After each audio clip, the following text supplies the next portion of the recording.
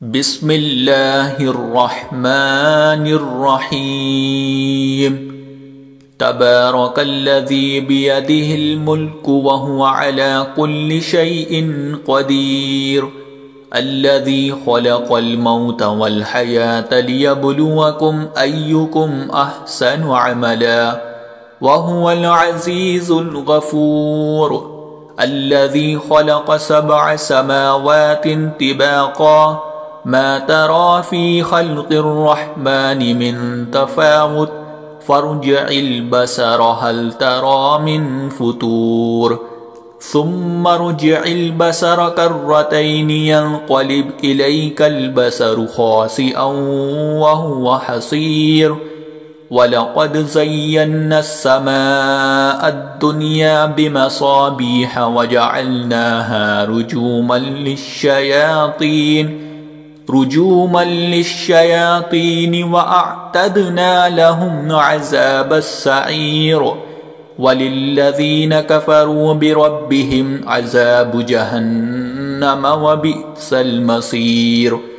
إذا ألقوا فيها سمعوا لها شهيقا وهي تفور، تكاد تميز من الغيظ، كلما ألقي فيها فوج سألهم خزنتها ألم يأتكم نذير، قالوا بلى قد جاءنا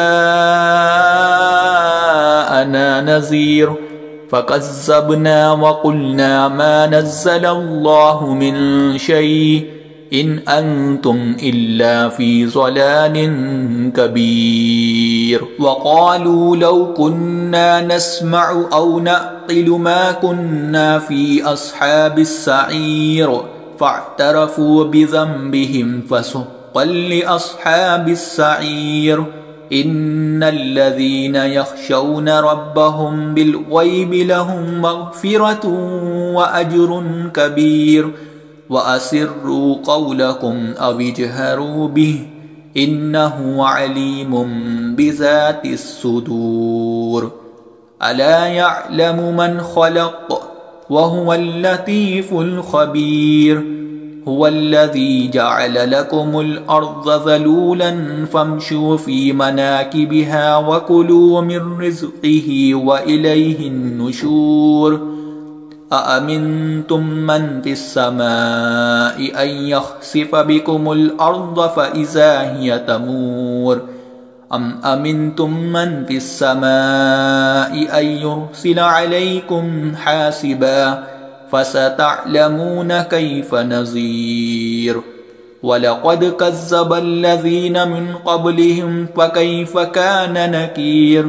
أولم يروا إلى الطير فوقهم صافات ويقبضن ما يمسكهن إلا الرحمن إنه بكل شيء بصير. أمن هذا الذي هو جند لكم ينصركم من دون الرحمن إن الكافرون إلا في غرور.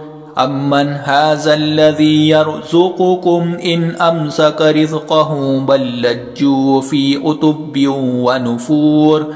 أفمن يمشي مكبا على وجهه أهدى